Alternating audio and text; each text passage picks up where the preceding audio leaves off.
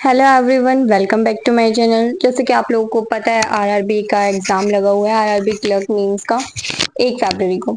लेकिन इस वीडियो में हम उस बारे में बात नहीं करने वाले हैं, ना मैं किसी एग्जाम की एनालिसिस करूंगी, ना उस कोई टिप्स वगैरह देने वाली हूँ स्ट्रेटेजी को लेकर। इस वीडियो में हम बात करेंगे कि एसबीआई क्लर्क का रिजल्ट कब आने वाला है। तो गाइज देखो, अभी हमारे पास जो रिजल्ट पेंडिंग रहते हैं, आरआरबी पीयू मींस का रहता है, एसबीआई क्लर्क मींस का रहता है और आईबीपीएस क्लर्क मींस का रहता है। जैसा कि आप लोगों को पता है, एसबीआई का रिजल्ट पहले आएगा आईबीपीएस से, और एसबीआई पीओ का भी आईबीपीएस पीओ से पहले ही आया था। आईबीपीएस पीओ का तो अभी आया है, और आईबीपी एसबीआई पीओ का थोड़ा टाइम पहले आ गया था। तो इतना ही गैप जो है एसबीआई क्लर्क और आईबीपीएस क्लर्क में रहने वाला है। तो आप लोग ये मान के चल सकते हो कि जो एसबीआई का रिजल्ट है, वो कुछ सोर्सेज तो ये भी बोल रहे हैं आज या कल में भी रिजल्ट आए आ सकता है एसबीआई क्लर्क मींस का। तो चांसेस हैं, आ सकता है, और ज्यादा पॉसिबिलिटी ये है कि हो सकता है इस मंथ के लास्ट में या फिर फैब के स्टार्टिंग में आ जाए। यही दो पॉसिबिलिटीज हैं। आजकल में आ जाते तो अच्छी बात है, पता चल जाएगा हमारा क्या कुछ रिजल्ट रहा है, क्या कुछ नहीं। लेकिन कुछ श्योर तो नहीं बोल सकते हम। और जो जैसा भी मेरा एग्जाम हुआ था, मैंने आप लोगों को बता दिया था पहले एनालिसिस में कि अगर मेरा इतना अच्छा हुआ था तो मैं आपको बता देती, लेकिन इतना बुरा भी नहीं हुआ था, तो 50-50 है कि हो भी सकता है। तो बिल्कुल ना वाली तो मैं नहीं बोलूंगी, और ना ये बोलूंगी कि हाँ हो ही जाएगा। तो वो तो रिजल्ट आएगा तब आप लोगों को पता चल ही जाएगा। और आप भी कैसा एग्जाम करके आए थे वो, अगर हमारा एग्जाम अच्छा नहीं भी होता ना, तो भी हमें यूं तो रहता ही है कि रिजल्ट हमें देखना है। क्या पता बाय चांस हमारा हो ही जाए, 1-2 नंबर से हमारा हो जाए, क्योंकि मेहनत तो हमने करी ही होती है। प्री निकला तभी है क्योंकि मेहनत करी है। इस बार तो इतनी हाई कट ऑफ गई थी, प्री की भी कम तो नहीं गई थी। तो उन्हीं बच्चों की निकली है जिन्होंने मेहनत करी है। तो जो भी बच्चे मेंस दे के आए हैं, सबके मन में थोड़ा बहुत तो कहीं ना कहीं होता ही है कि भाई चांसेस हैं। तो हर स्टूडेंट को ये रहता ही है कि रिजल्ट देखना है हमें। किसी बच्चे का बहुत गंदा भी पेपर गया है ना, किसी को यूं भी होगा कि हाँ हमारा तो नहीं होने वाला है, उसको भी एक बार रिजल्ट तो चेक जरूर करना होता है। क्योंकि जब 1% भी हो होती है ना, तो वो हो जाता है कि हमें जानना है रिजल्ट क्या रहा है हमारा।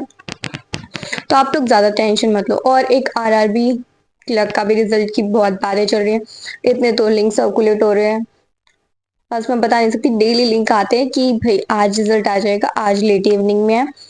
तो ऐसे ही चलता रहता है। लेकिन अभी कुछ नहीं पता रिजल्ट का, और रिजल्ट जो आएगा वो 23 या 24 को ही आएगा, उससे पहले नहीं आने वाला है।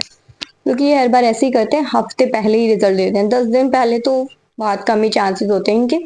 2-3 साल से ये ऐसे ही कर रहे हैं कि एक हफ्ते पहले रिजल्ट देते हैं। तो आप लोग इतनी ज्यादा टेंशन मत लो, होता है टेंशन में, मेरा खुद यूं ही हो रहा है कि स्कोर भी अच्छा नहीं बन पा रहा है। जो मॉक टेस्ट वगैरह दे रही हूँ, मैंने आप लोगों के साथ शेयर भी करा एनालिसिस, क्योंकि वो प्रेशर की वजह से हो जाता है। स्टार्टिंग में आपने देखे होंगे, रीजनिंग में तो कम से कम मेरे अच्छे स्कोर बन गए थे। रीजनिंग में भी अब तो ऐसा हो रखा है, 60 तक भी परसेंटाइल पहुंच गई, कहाँ 90 कहाँ 60, बहुत ज्यादा डिफरेंस आ रहा है। लेकिन कोई बात नहीं, एक बार रिजल्ट आ जाएगा ना, तो फिर थोड़ा सा कॉन्फिडेंस आ जाएगा, अगर रिजल्ट पॉजिटिव रहता है तो। और फिर थोड़ा मेहनत करने का मन करेगा इस तरीके से, ठीक है। तो आप लोग ज्यादा टेंशन मत लो, जैसा भी रिजल्ट रहेगा, पॉजिटिव नेगेटिव, वो रिजल्ट तो वैसे ही आना है। अभी हम ना आज हम रिजल्ट को बदल सकते हैं, ना आगे रिजल्ट आ जाएगा तब बदल सकते हैं। रिजल्ट तो ऑलरेडी हमारा आ ही चुका है, बस वो हमें दे नहीं रहे हैं, ठीक है। तो आप लोग रिजल्ट के बारे में ज्यादा मत सोचो। रिजल्ट को भूल तो नहीं सकते हम, लेकिन फिर भी जितना ज्यादा इग्नोर हो सके हम रिजल्ट वाले टॉपिक को, हमें इग्नोर ही करना चाहिए। और हमें अपनी पढ़ाई पे ध्यान देना चाहिए। जो भी सब्जेक्ट आपका थोड़ा सा पॉजिटिव साइड है, मतलब जो थोड़ा सा स्ट्रॉन्ग है, एवरेज से अबो एवरेज है, तो उस सब्जेक्ट पे थोड़ा ज्यादा टाइम दे लो। मतलब जब भी आपका पढ़ने का मन नहीं कर रहा है, या फिर आपको यूं हो रहा है कि हमारे दिमाग में तो बहुत थॉट्स आ रहे हैं कि भाई हमारा क्या रिजल्ट रहेगा, नेगेटिव रहेगा, ये वो, जब ऐसे थॉट्स आते हैं ना, तो फिर उन्हीं में हम बहुत टाइम वेस्ट कर देते हैं, ठीक है। तो उस टाइम पे आप अपने ऐसे सब्जेक्ट को पकड़ो जो थोड़ा सा, जिसके अंदर आप अपने आपको लगा सको कि हाँ मेरा मन नहीं कर रहा, तब भी मैं ये सब्जेक्ट तो पढ़ ही लूंगा। एक सब्जेक्ट तो ऐसा होता ही है कि हाँ ये हमारा अच्छा है। हो सकता है वैसे वो हमारा सब्जेक्ट अच्छा ना भी हो, जैसे कि कंप्यूटर है।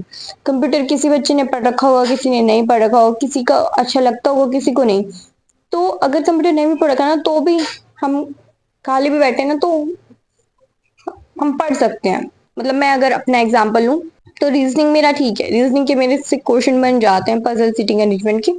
तो वो दिखता है ना कि हाँ क्वेश्चन बन रहे हैं, तो फिर थोड़ा सा कॉन्फिडेंस आता है और फिर करने का मन करता है। लेकिन कई बार जब रिजल्ट की वजह से और इन सब की वजह से प्रेशर आता है, या फिर माइंड पे स्ट्रेस आता है, तो फिर रीजनिंग भी करने का मन नहीं करता है। तो उस टाइम पे आप कंप्यूटर उठा लो, जीए उठा लो। जीए में तो 10 बार रिवाइज करो तो जाके एक न्यूज याद रहती है एग्जाम टाइम में।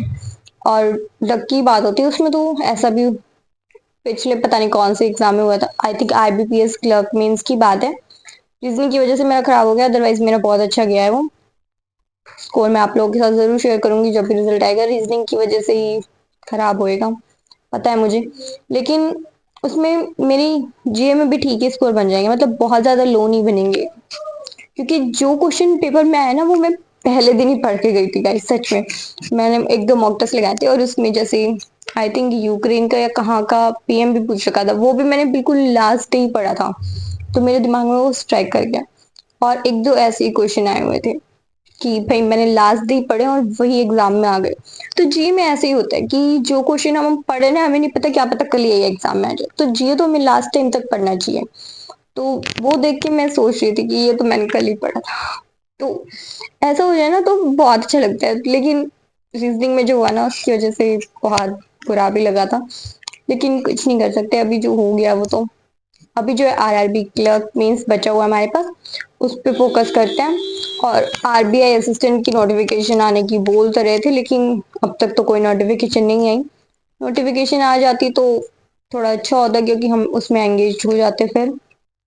लेकिन जब तक नोटिफिकेशन नहीं आ जाती, तो हम जैसे ही हमारा आरआरबी क्लर्क मेंस कंप्लीट होएगा, तो फिर हम अपने मेंस में ही लग जाएंगे। क्योंकि ज्यादा प्री को अगर एग्जाम भी नहीं है, फिर भी हम प्री को टाइम देंगे, तो ये हमारी सबसे बड़ी गलती है गाइस।